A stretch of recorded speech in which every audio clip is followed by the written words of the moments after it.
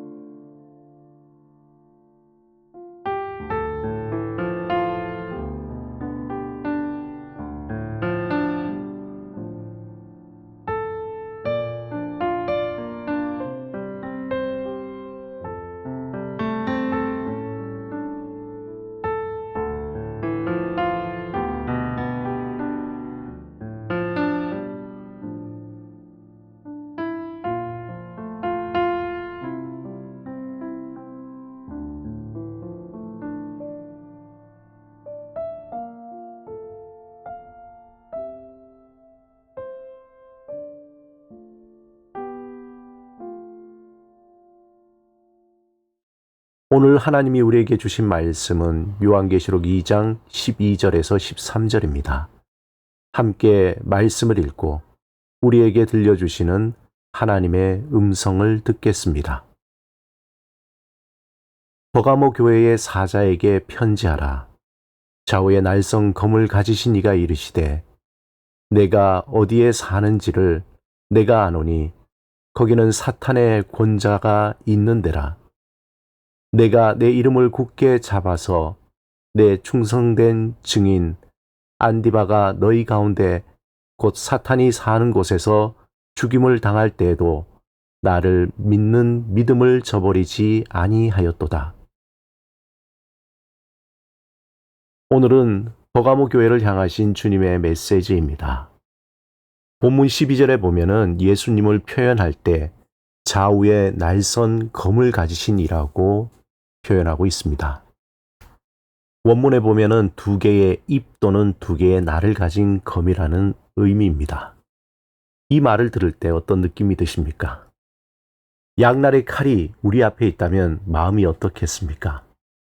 마음이 위축되고 뭔가 두려움에 정신이 번쩍 들지 않겠습니까?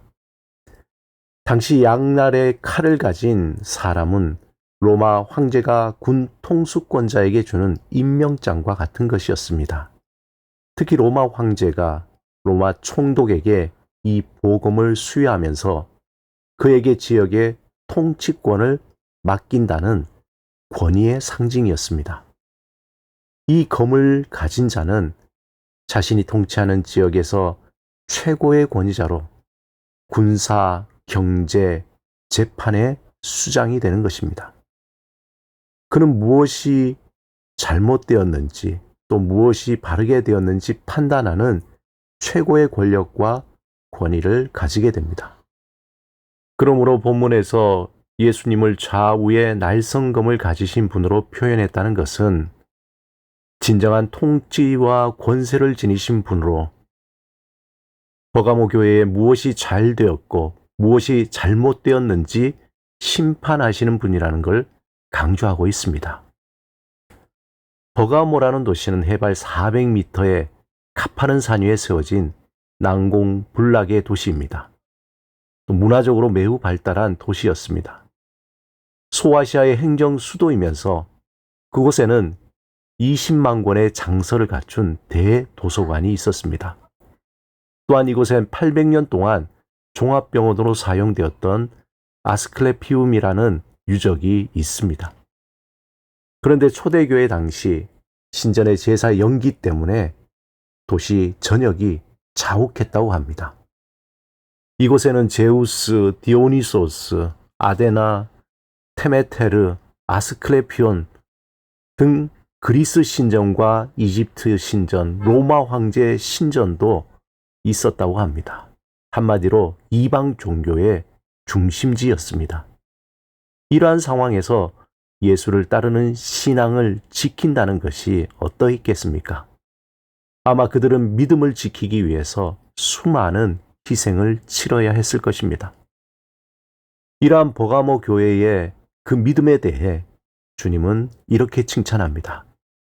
내가 어디에 사는지를 내가 아노니 거기는 사단의 권좌가 있는 데라. 내가 내 이름을 굳게 잡아서 내 충성된 증인 안디바가 너희 가운데 곧 사탄이 사는 곳에서 죽임을 당할 때에도 나를 믿는 믿음을 저버리지 아니하였다. 주님은 첫 번째 내가 어디 사는지를 내가 안다라고 말씀하십니다. 누구보다도 주님은 버가모 교회가 처한 상황을 잘 알고 있었습니다. 그들이 믿음을 지킨다는 것이 얼마나 고통스러운 것인지 너무나 잘 아셨습니다. 심지어 주님은 그곳을 사탄의 권자가 있는 곳이라 표현할 정도로 버가모 지역에서 믿음 생활한다는 것은 마치 사탄의 소굴에서 믿음 생활을 하는 것과 같은 것이었습니다. 그럼에도 불구하고 버가모 교회 교인들은 자신들의 믿음을 지켰을 뿐만 아니라 안디바라는 순교자가 있을 정도로 우상 중심지에서 믿음의 끈을 놓치지 않았습니다. 순교자 안디바에 대해서는 잘 알려진 바가 없습니다. 교회 전승에 의하면 서머나의 폴리갑과 같은 버가모 교회의 감독이었을 거라고 추정합니다. 그는 죽음에 이르는 마지막까지 황자에게 무릎을 꿇지 않는 믿음의 본을 보였다고 합니다. 이러한 위대한 믿음의 순교자와 함께했던 버가모 교인들의 그 믿음은 어떠했을까요? 그들은 믿음을 버리고 도망가기는커녕 오히려 죽으면 죽으리라는 각오로 자신들의 믿음을 지켰습니다. 그것에 대해 주님은 순교자 안디바에게 주었던 칭찬처럼 나를 믿는 믿음을 저버리지 아니하였다라고 칭찬하였습니다. 저는 이런 말씀을 읽을 때 우리의 신앙은 정말 보잘것없다는 생각이 듭니다. 우리에게 죽음의 위협도 없고 믿는다는 것 때문에 어떠한 큰 불이익도 없습니다. 오히려 지금과 같이 자유롭게 믿을 수 있는 시대에는 모호한 믿음의 태도를 보이게 하는 것이 핍박이라고 할 수 있습니다. 그러므로 더욱 정신을 차리고 영적으로 깨어 있어야 합니다. 세상은 우리에게 다가와서 모호한 믿음의 태도를 보이도록 미혹합니다.